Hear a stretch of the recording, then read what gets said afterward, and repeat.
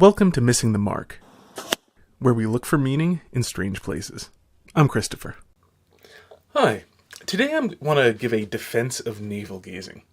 Now, a note I should give prior to this is that the original term navel gazing was used as a disparagement of a practice known as hesychastic prayer, which is, I believe, an Eastern Orthodox tradition. And the thing is, it came from, there's a posture one would get in. I think there was breathing too, and the idea was a very centering sort of thing where one contemplated the universe.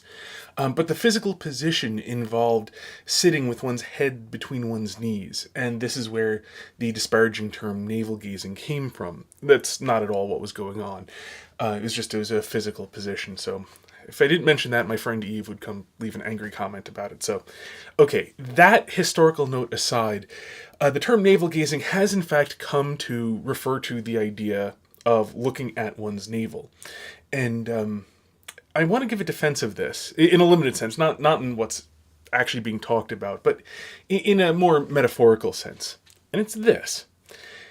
If you were to look at your navel for any real length of time, to actually contemplate it, the first thing it would do is lead you away from yourself, because your navel is, of course, that point of contact between you and your mother during the time in which you were not capable of supporting yourself. That is to say, the first thing your navel teaches you about yourself is that you are not complete. You did not make yourself. Somebody else was involved in making you.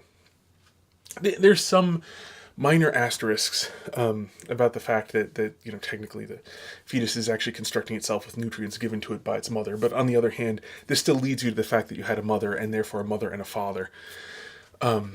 So minor biological details aside, it would take just a few seconds longer if you happen to know all the relevant biology. Either way, you have parents. You didn't make yourself. You are not complete unto yourself. You are a contingent being.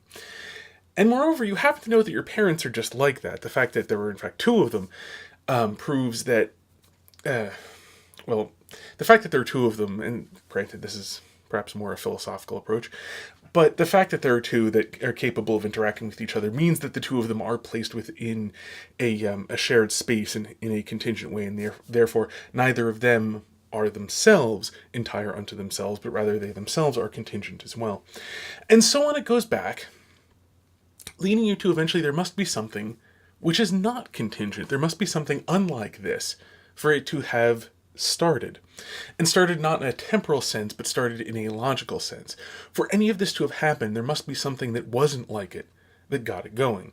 Because you can't extend infinity backwards that way. Infinity can extend forwards, not backwards. You can't have infinitely come from somewhere, because all that means, it's a confusion of words. This isn't... Well, what the heck? I don't care. I don't care that it's not relevant to what St. Thomas did, because I'm not St. Thomas. I'm me. And here's the thing. You can't go infinitely backwards, because that's not the direction you came from. You came from there walking forwards. Saying that the past is infinite means you are walking backwards through the past and can never stop. But that's not what you were doing. You can't do that for the simple reason you're not going in that direction.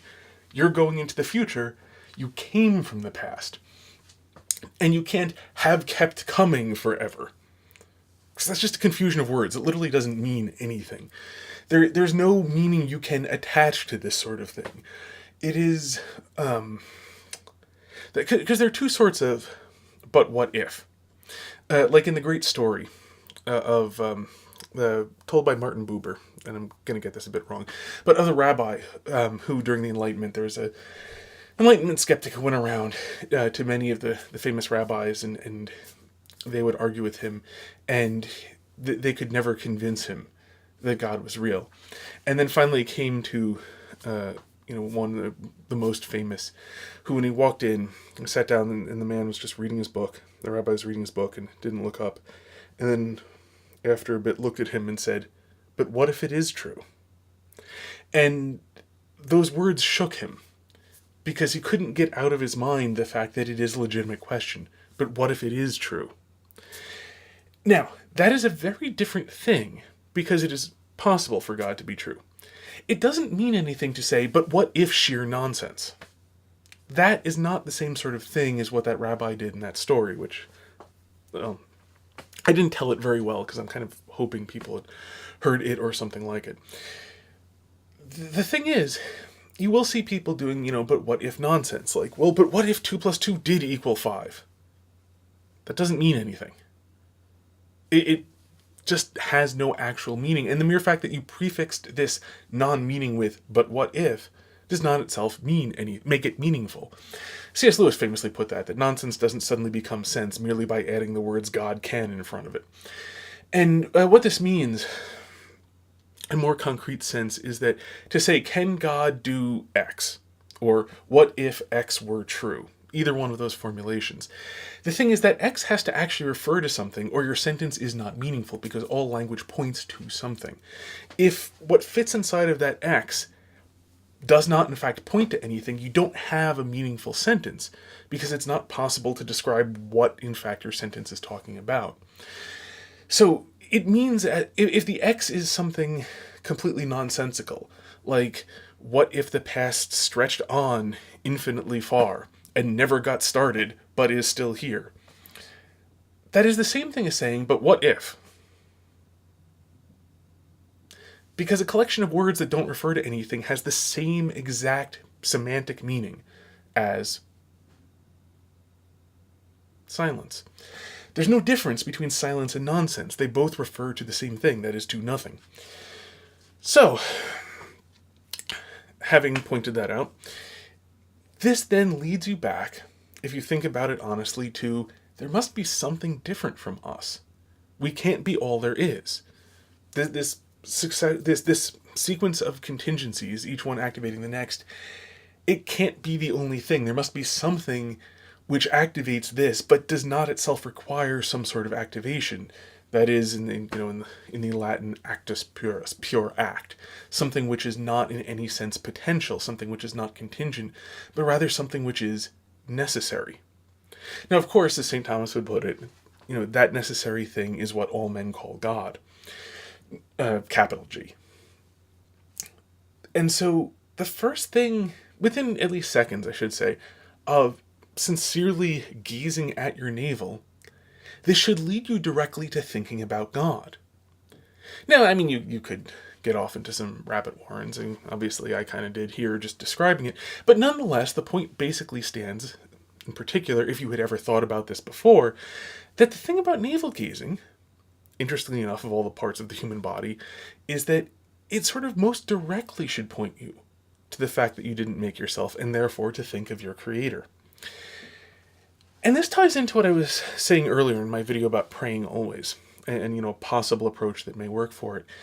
And I made reference to how the central fact of all things is God. That anything, be it a pen or, a scrap of paper or, anything.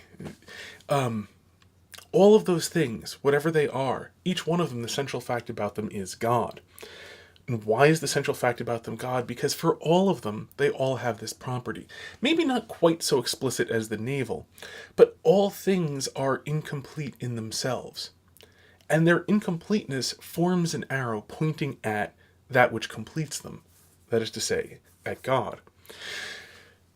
The same is true, incidentally, of the interrelation of things. So if you contemplate the parts of a thing, the fact that there are parts which interrelate to each other points to something which put them together, which has ordered them, and especially for anything which is, a composite entity, a thing, like my example that I'm fond of a pen. That a pen has many parts that work together to actually make something. And we think of it purely as a tool, it's a writing implement, it's a way to, put scribbles on a piece of paper. But nonetheless, it is a thing which is more than simply a bunch of parts next to each other. It's a bunch of parts next to each other which make something. This is a composite entity. The fact that you have composite entities implies is a rational ordering to the universe. This is where Christians, in fact, all theists, differ from the atheists. The atheists are hyper-reductionists. Effectively, they hold technically, or non-technically, colloquially, yeah, there's a pen there, but really it's just a collection of subatomic particles moving around according to the laws of physics, and that's all there is. Whereas we hold there really is something. This is a thing. This is not merely exactly the same, if you were to smash this into many small pieces, you would not have exactly the same thing there. There would be something less, even though they're the exact same number of subatomic particles, because that composite entity actually exists. And the existence of composite entities, and this is what I meant by contemplating the things that we interact with, contemplating those composite entities, those are rational orderings to the world. They themselves are made up of smaller things rationally ordered to a higher good, and they fit in relation to other things ordered towards a higher good. And so that's what I was trying to get at in contemplating things, and how contemplating things leads you to God. Because all things that actually are, because we can't see subatomic particles anyway, everything we can perceive is itself a rational ordering of some things working together to make a composite entity, and they all do fit together into some larger rational ordering. And because of that, everything we see we can contemplate as that rational ordering. And so all of those things we can contemplate God's goodness, God's rationality, God's creation, logos for those who speak Greek, is the logos meaning word, thought, rationality, argument, etc. It's the intermixture of word and of rationality. You can see that in all things if you actually look at it. So that is my defense of navel gazing. If you actually do it for a moment, you won't be thinking about your navel. Until next time, may you hit everything you aim at.